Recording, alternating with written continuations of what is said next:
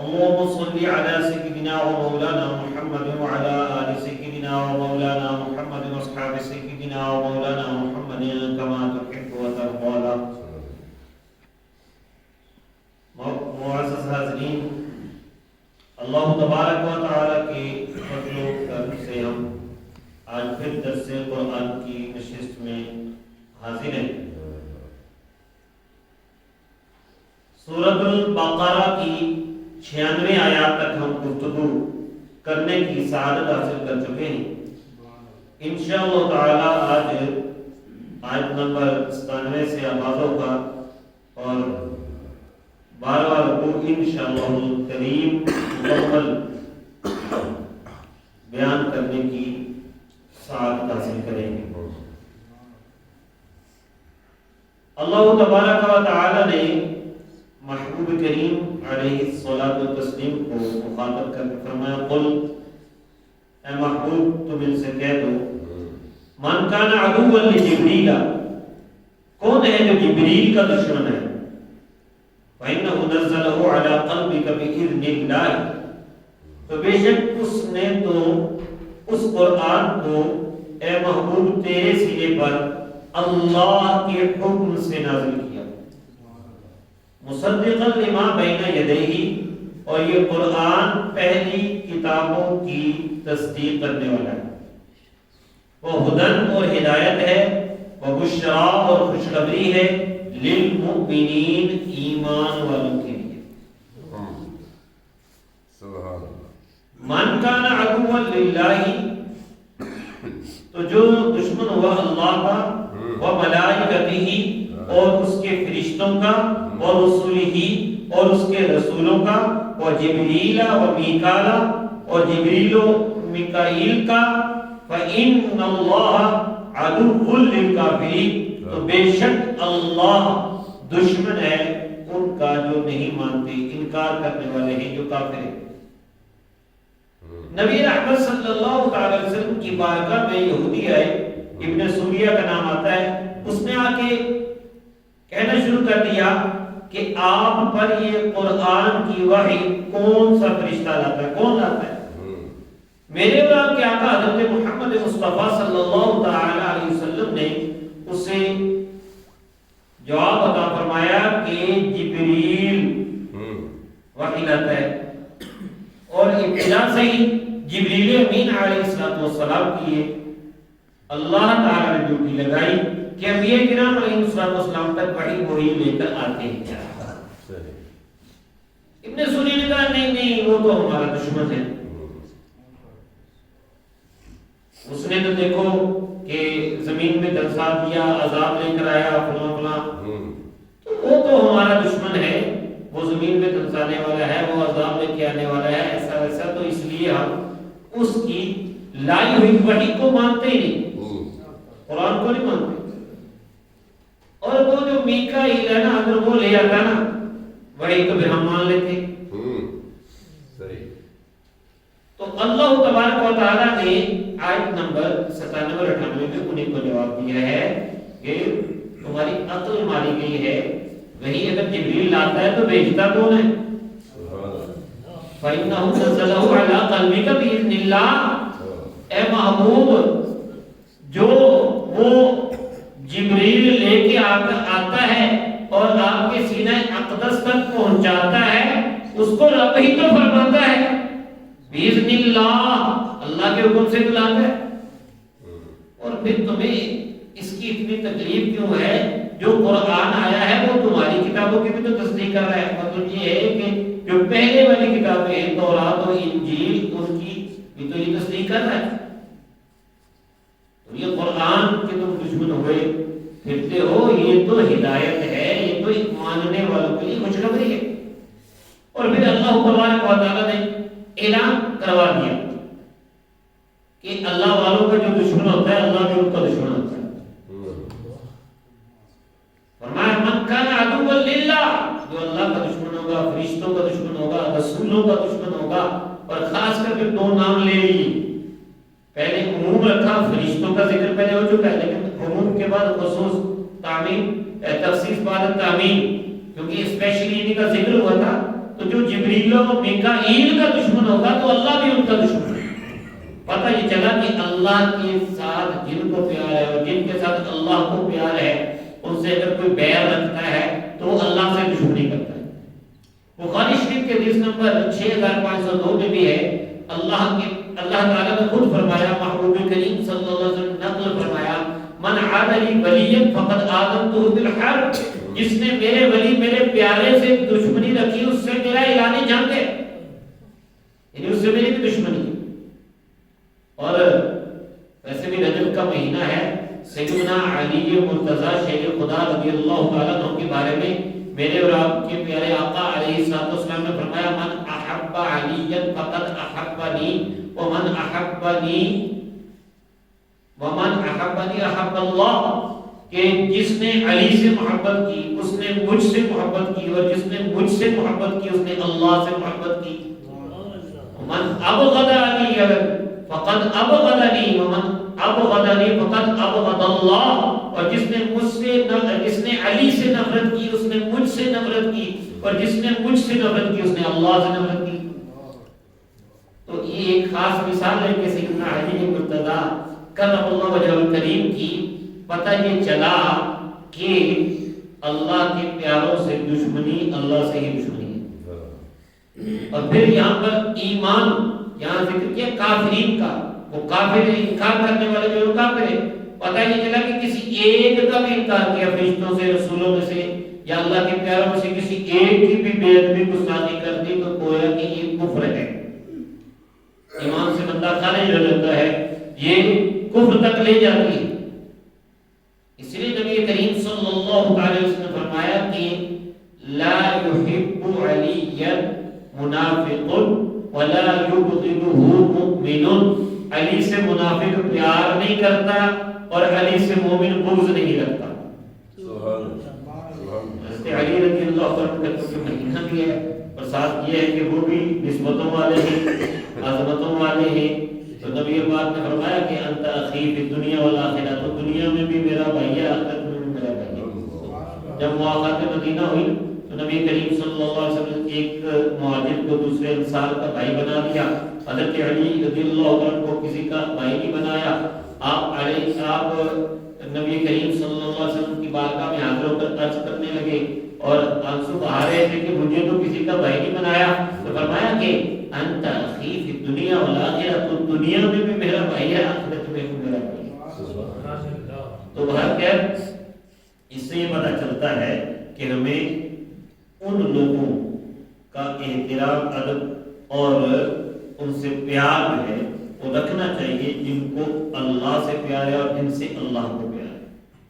تو بہرحال آیت نمبر 99 میں فرمایا وَلَقَدْ أَنزَلْنَا إِلَيْكَ آيَاتٍ بَيِّنَاتٍ وَمَا يَكْفُرُ بِهَا إِلَّا الْفَاسِقُونَ، اور تحقیق ہم نے اے محبوب تمہاری طرف یہ واضح آیات نازل کی ہیں، کھلی نشانیوں والی آیات نازل کی ہیں، اور ان کا انکار تو نافرمان ہی کرتے ہیں۔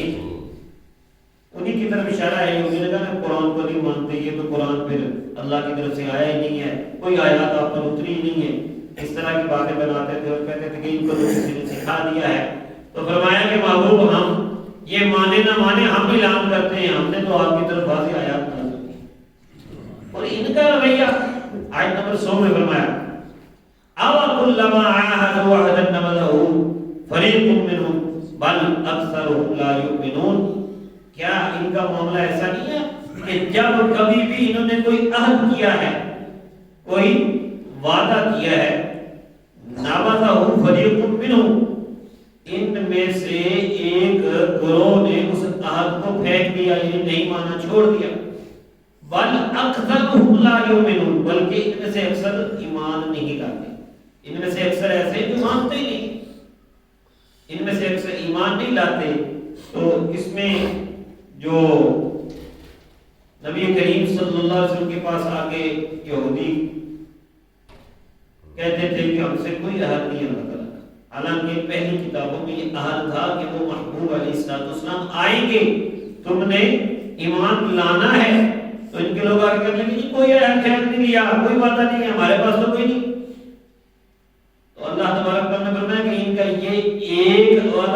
زمانہ نہیں، ہر عہد میں ان کا یہی جو ہے وہ سلسلہ جاری رہا ہے۔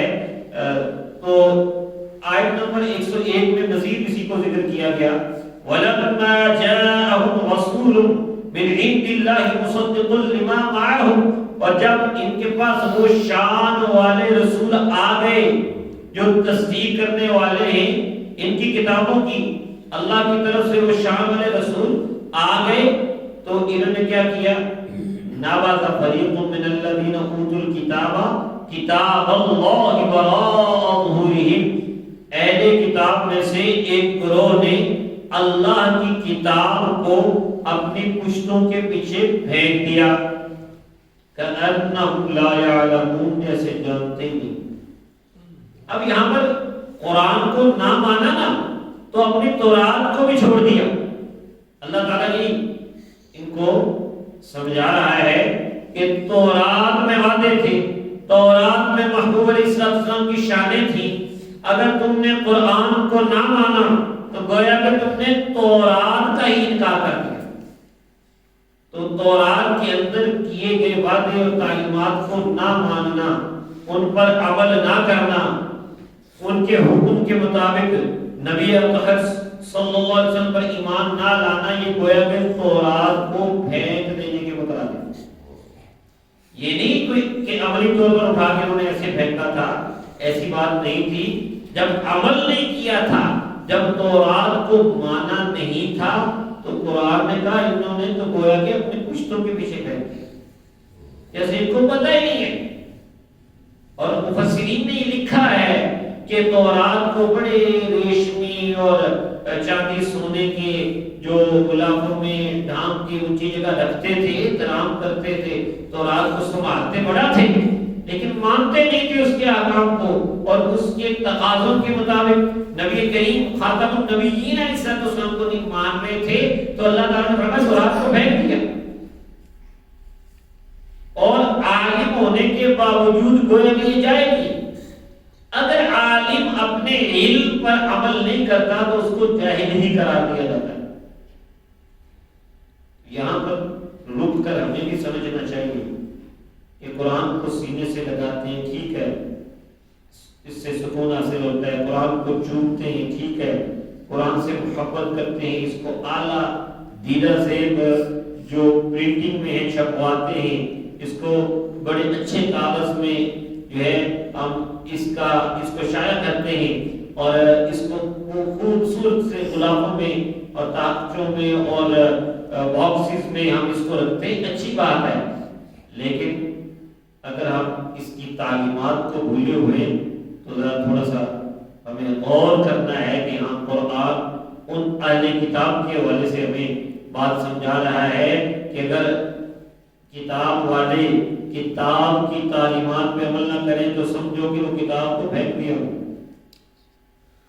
اور اشارہ کر علماء یہ فرماتے ہیں کہ یہاں پشتوں کے پیچھے کرنے سے یہ بھی اشارہ ملتا ہے کہ کوشش یہ کرنی چاہیے کہ قرآن پاک کو پشت بھی نہ ہو، اور باقی یہ ہے کہ اس پر عمل، اس پر تو واضح طور پر یہ آیت ہمیں سمجھا رہی ہے کہ کوشش کریں، اپنی زندگی کا جائزہ لیں، کون کون سے کام ہم قرآن پاک کی ارشادات کے مطابق کر رہے ہیں اور کن کن کاموں میں ہم قرآن کریم کی خلاف ورزی کر رہے ہیں۔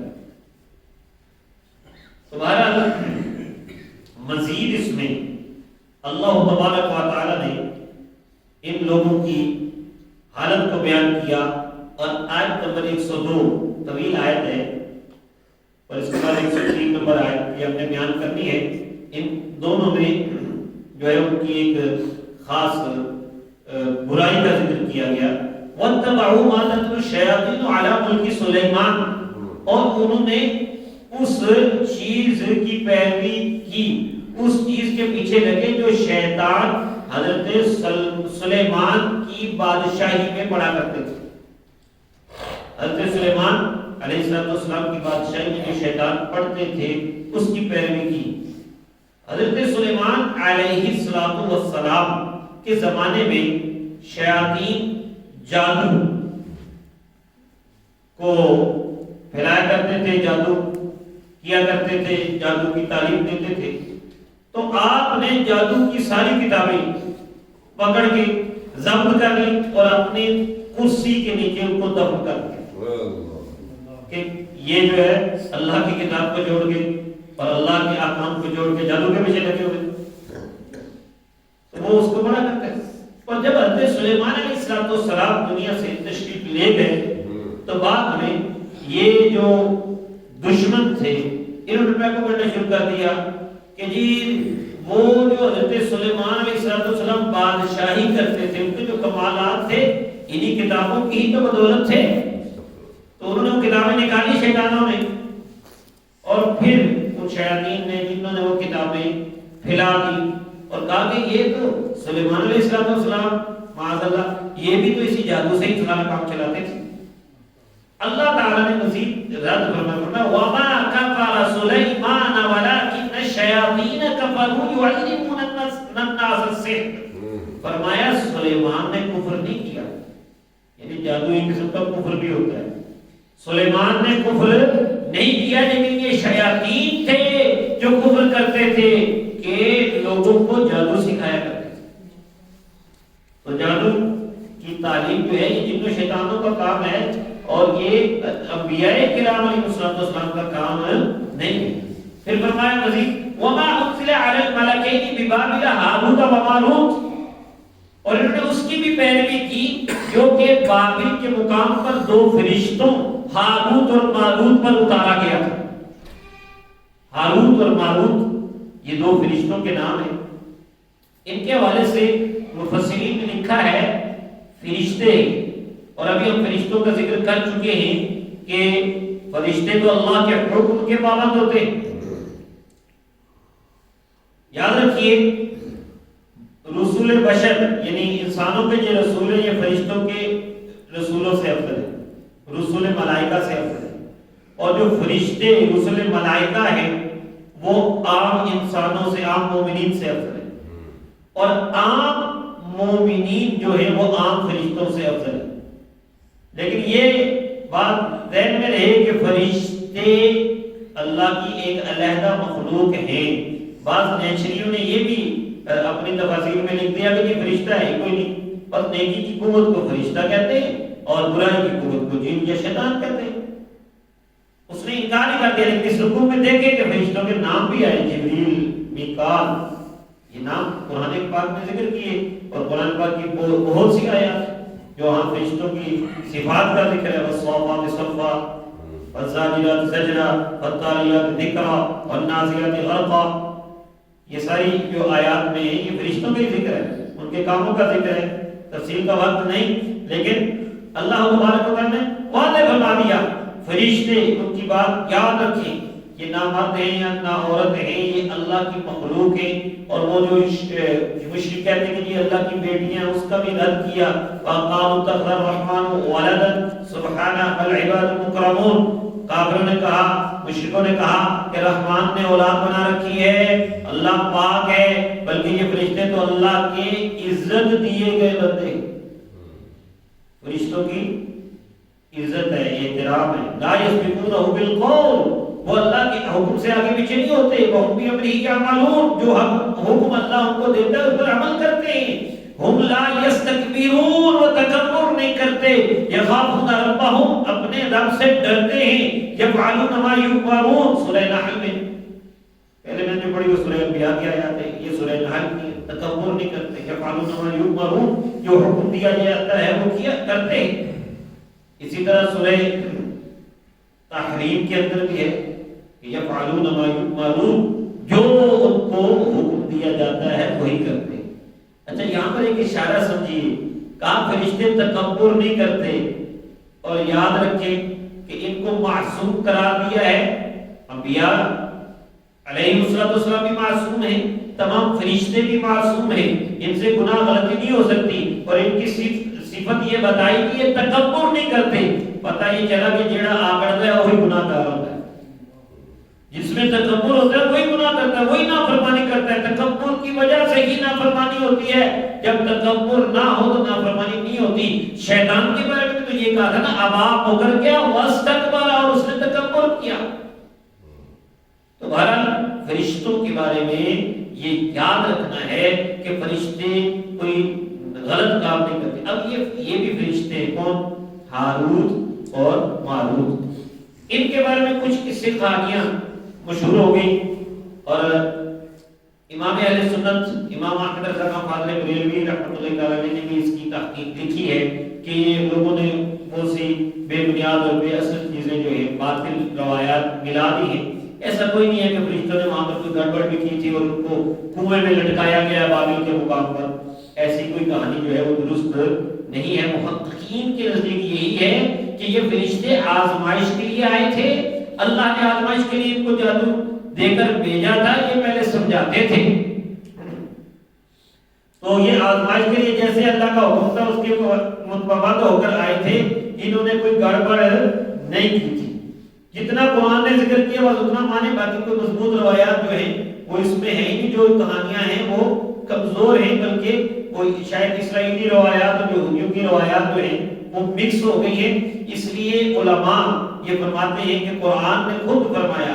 آگے دیکھیے کہ وَمَا يُعَلِّمَانِ مِنْ أَحَدٍ حَتَّى يَقُولَا إِنَّمَا فِتْنَةٌ فَلَا تَكْفُرْ. یہ دونوں فرشتے کسی کو نہیں سکھاتے تھے جادو. یہاں تک کہ کہتے تھے دونوں ہم تو آزمائش ہے, تم جادو سیکھ کے کفر نہ کرو, تم نافرمانی نہ کرو, تم کفر نہ کرو, ہم تو آزمائش کے لیے آئے. اب پھر بھی وہ اگر باز نہیں آتے تھے تو وہ اللہ تعالیٰ کی حکمت اللہ بہتر جانتا ہے. اب کوئی کہے جی پھر اللہ نے تعالیٰ کیوں نہ جادو اگر اللہ کو ناپسند تھا تو بھائی اللہ تعالیٰ کی حکمتیں ہیں وہ آزماتا ہے. اب دنیا میں دیکھیں شراب حرام ہے لیکن شراب بنتی ہے تو کوئی کہے جی کہ اللہ تعالیٰ شراب بننے کیوں دیتا ہے؟ نہ بننے دے, وہ چاہے تو نہ بنے. یہ تو بات نہیں, وہ اللہ جانے. ہمیں جو حکم ہے ہم نے وہ کرنا ہے. یہ نہیں کہ اب چیز آ گئی تو ہم نے وہ کرنی ہے. بھائی آزمائش ہے, منع ہے تو منع. وَيَتَعَلَّمُونَ مِنْهُمَا مَا يُفَرِّقُونَ بِهِ بَيْنَ الْمَرْءِ وَزَوْجِهِ. ان دونوں فرشتوں سے وہ ایسا جادو سیکھتے تھے جس سے میاں بیوی کے درمیان جدائی ڈالا کرتے تھے. آج کل بھی ایسے ہی کاروبار چلتے ہیں, ایک دوسرے سے دشمنی اس کے خلاف چلے گئے, وہاں پیسے لٹا کے آ گئے. یاد رکھیے کہ جادو کی طرف جانا بری بات, بلکہ بعض جادو تو اگر اس میں کفریہ کلمات ہو جائے تو وہ تو کفر ہو جاتا ہے, انسان دین سے خارج ہو جاتا ہے, اسلام سے خارج ہو جاتا ہے. جادو سے بچنا ہی بہتر ہے. ہمیں کیا پتا کہ کفر کے حد تک پہنچا یا نہیں پہنچا. جادو جو ہے قرآن حکیم نے کہا وَلَا يُفْلِحُ السَّاحِرُ حَيْثُ أَتَىٰ. جادوگر جب بھی آئے گا اپنا داؤ لائے گا وہ کامیاب نہیں ہوگا. إِنَّهُ لَا يُفْلِحُ السَّاحِرُونَ. بے شک معاملہ یہی ہے کہ جادوگر کامیاب نہیں ہوتے, جادو کرنے والے کامیاب نہیں ہوتے.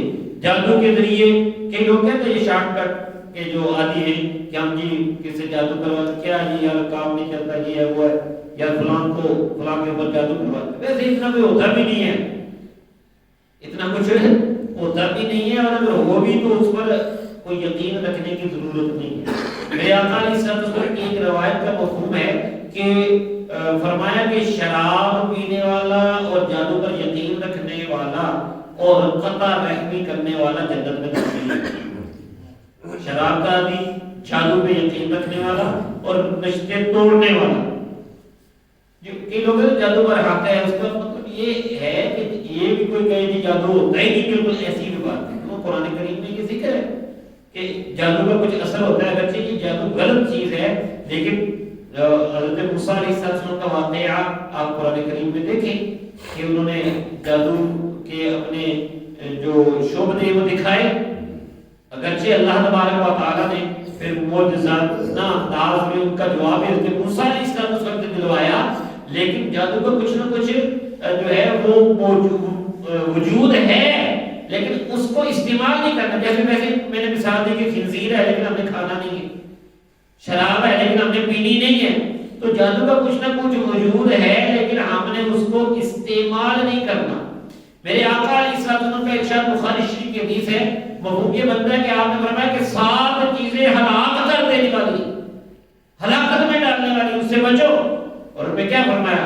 الشرک باللہ، ایک ہے اللہ سے شرک کرنا، دوسرا السحر جادو کرنا، تیسرا ہے قتل النفس کسی جان کو قتل کرنا، چوتھا ہے اکل مال الیتیم یتیم کا مال کھانا، پانچواں ہے اکل الربا سود کھانا، اور چھٹا ہے والتولی یوم الزحف جنگ کے دن بھاگ جانا، اور ساتواں ہے قذف المحصنات پاک دامن بیویوں پر زنا کی تہمت لگانا. انسان کاموں سے بچو، یہ تو حرام کر دیں گے. تو اس میں جادو کا بھی ذکر ہوا. تو بھائی جادو چاہے چلے چاہے نہ چلے اس سے بندہ دور ہی رہے. اور اگر کسی نے کر دیا ہے تو اس کا جواب نوری علم سے کرے. یہ نہیں کہ آپ نے تو اپا کر رہا ہے تو پھر کی کریے کالے نہ کر کے نہیں. یہاں یہ بھی بات سمجھ لیں کہ اگر جادو کا اثر ہو سکتا ہے تو پھر نوری کا بھی علم کا بھی اثر ہوتا ہے. اگر جادوگر جو ہے وہ اپنے کرتب دکھا کے کسی کو نقصان پہنچا سکتے ہیں تو اللہ والے قرآن و حدیث کے وظائف پڑھ کے بندوں کی مشکلیں آسان بھی کر سکتے ہیں. ٹھیک ہے نا. مجھے پھر حضرت علی پاک رضی اللہ تعالیٰ عنہ کی یاد آ گئی کہ نبی کریم صلی اللہ علیہ وسلم کی بارگاہ میں جب خیبر والے دن حاضر ہوئے تھے، آنکھوں میں تکلیف تھی، فباسط رسول اللہ صلی اللہ علیہ وسلم فی عینیہ فدعا لہ فبرأ. حدیث کے الفاظ ہیں، مسلم شریف کی حدیث نمبر 6223 ہے. فرمایا کہ فباسط رسول اللہ صلی اللہ علیہ وسلم، نبی کریم صلی اللہ علیہ وسلم نے اپنے منہ مبارک کا رحمت کا جھاگ ان کی آنکھوں میں لگایا اور برکت کی دعا کی. اللہ تعالیٰ نے ایسے شفا دی جیسے کبھی تکلیف تھی ہی نہیں. پتہ یہ چلا کہ جہاں نیگیٹو لوگ جو ہیں منفی کام کرنے والے سفلی علم والے نقصان پہنچاتے ہیں، وہاں اللہ والے نفع بھی دیتے ہیں اللہ کے حکم سے. ہوتا سب کچھ اللہ کے حکم سے. مسلمان کا عقیدہ مؤثر حقیقی مدبر حقیقی اللہ کی ذات ہے. اللہ چاہے تو آگ جلائے، وہ چاہے تو آگ بھی نہ جلائے. اللہ چاہے تو پانی پیاس بجھائے، وہ چاہے تو پانی پیاس بھی نہ بجھائے. پیتے رہو نہیں بجھے گی. آگ لگی تھی لیکن سیدنا ابراہیم علیہ السلام کو اللہ تعالیٰ نے بچا لیا.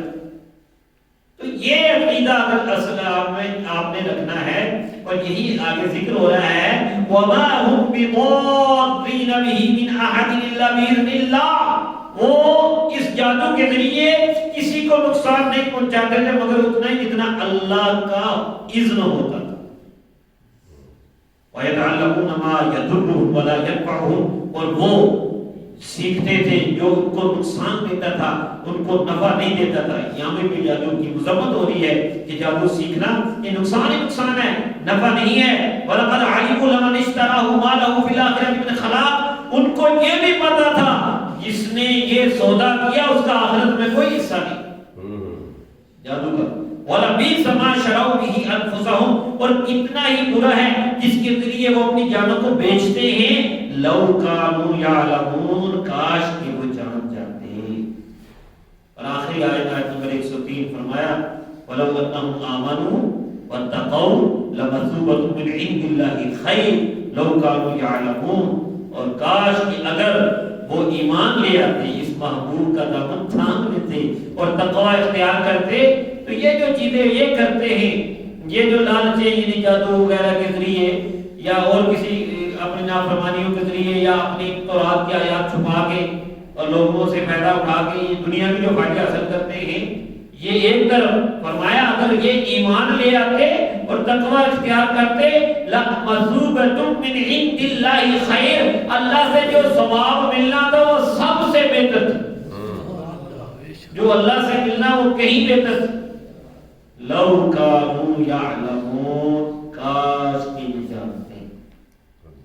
اللہ تعالیٰ سے دعا ہے کہ اللہ تعالیٰ ہمیں قرآن حکیم کو سمجھنے، جاننے، اس پر عمل کرنے اور دوسروں تک پہنچانے کی توفیق عطا فرمائے. ہمارے لیے